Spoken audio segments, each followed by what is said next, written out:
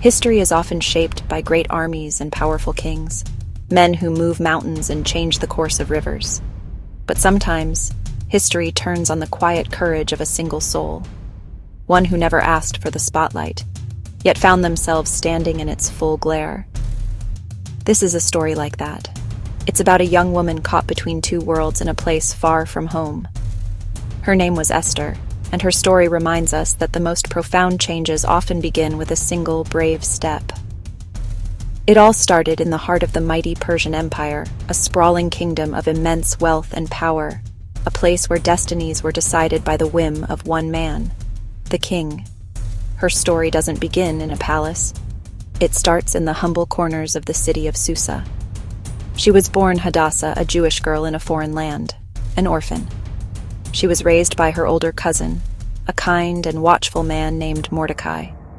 He loved her as his own daughter, teaching her the ways of their people. They lived a quiet life, two ordinary people navigating the complex currents of a vast, multicultural empire.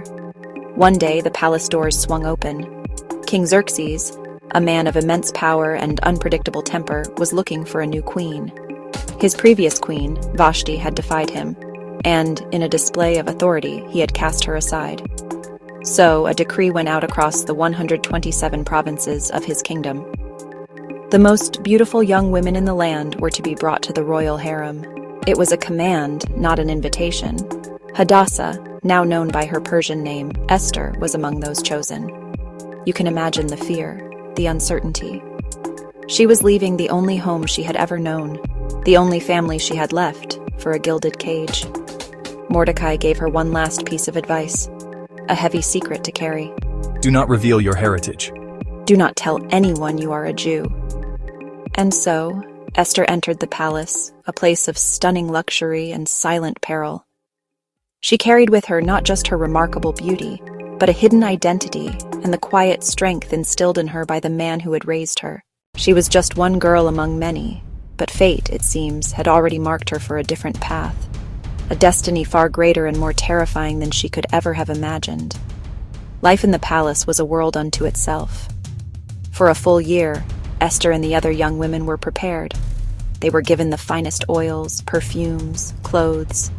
They learned the intricate etiquette of the royal court. Esther, with her grace and quiet dignity, won the favor of everyone she met, from the eunuchs who managed the harem to the other women beside her. When her turn finally came to go before the king, something remarkable happened. King Xerxes was captivated. More than all the other women, he saw something special in her. He placed the royal crown on her head.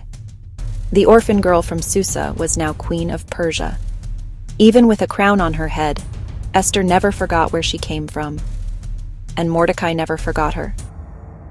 Every day he would walk to the courtyard of the king's gate, just to hear news of how she was doing. He remained her anchor, her connection to the life she had left behind. During one of these visits, Mordecai overheard two of the king's officers plotting to assassinate King Xerxes. He understood the gravity of their words immediately. The life of the king was in danger, and with it, the stability of the entire empire. He knew he had to act, and he knew who he had to tell. Mordecai quickly sent a message to Esther, detailing the treacherous plot he had uncovered. Trusting her cousin implicitly, Esther went to the king. She carefully relayed the information, making sure to give full credit to Mordecai for uncovering the conspiracy. An investigation was launched, the plot was confirmed, and the two conspirators were brought to justice. The event was recorded in the official chronicles of the kingdom, the Book of the King's Records. Mordecai's loyalty was noted, but for the moment it was seemingly forgotten. Life in the palace continued, the danger averted, and a seed of loyalty planted deep within the king's court. But peace in a place of power is often fleeting. A new figure was rising in the king's court, a man named Haman. He was ambitious, arrogant, and filled with a venomous pride. The king promoted him, elevating him to a position of immense authority, second only to the king himself. A decree was issued that all royal officials at the king's gate must kneel down and pay honor to Haman. It was a sign of ultimate respect, a command from the king. But one man refused to bow. One man stood tall when all others knelt. That man was Mordecai. and his defiance would soon unleash a storm of unimaginable hatred. Haman was consumed by fury. He wasn't just angry at Mordecai. His pride was wounded so deeply that he couldn't stand the sight of this one man who refused to bend. When he learned that Mordecai was a Jew, his personal vendetta morphed into a monstrous, genocidal rage. He saw an opportunity to destroy not just one man, but an entire people. He went to King Xerxes, spinning a web of lies. He told the king there was a certain group of people, scattered throughout the kingdom whose customs were different, who defied the king's laws. He painted them as a threat to the empire, a danger that needed to be eliminated. The king, easily swayed and perhaps distracted by the affairs of his vast empire, listened to Haman's poison. He gave Haman his signet ring, the symbol of his authority. "The people are yours," the king said, "to do with as you see fit." With the king's seal, Haman drafted a horrific decree. On a specific day, the 13th day of the 12th month, all Jewish people, men, women, children, were to be destroyed, killed, and annihilated. Their property was to be plundered. The decree was sent out to every province. A date for mass murder was set in stone, and a shadow of death fell over every Jewish home in the land. When Mordecai learned of the decree, he was shattered.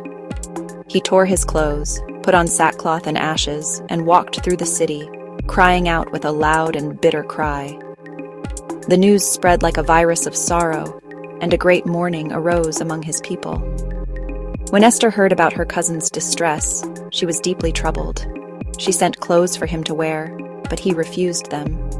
She didn't yet know the reason for his grief, the full extent of the horror that had been unleashed.